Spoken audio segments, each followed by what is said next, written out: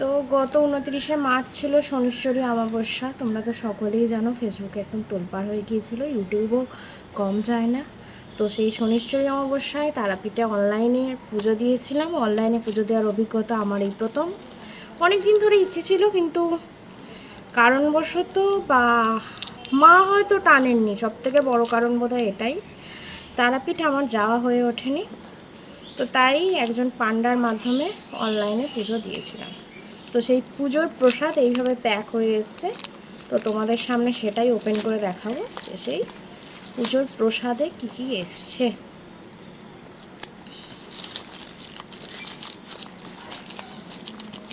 প্রথমেই বলবো, ডেলিভারি ভীষণ ভালো। শনিবার পুজো দিয়েছি, বৃহস্পতিবার আমার হাতে চলে এলো।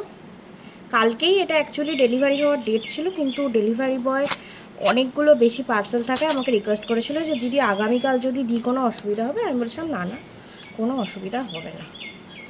তো এই বক্সটির মধ্যে প্রথমেই আছে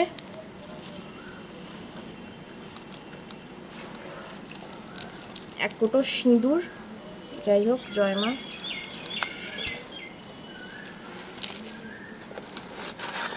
একটি চুনরি,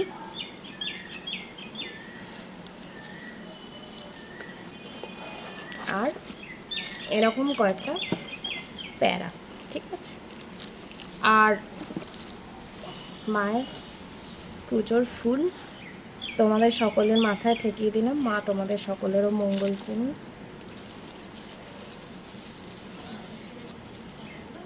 আর যে মূল্যের পুজো ছিল, আমি তার থেকে 51 রুপিস এক্সট্রা পেমেন্ট করেছিলাম।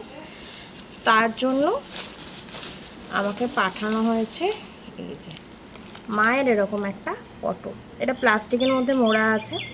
এটা একটি বিশেষ কারণে আমি অর্ডার দিয়েছি, সেটা হচ্ছে আমার একটা বিশেষ স্বপ্ন পূরণ হলে সেই জায়গায় এই ছবিটি আমি প্রতিষ্ঠা করব।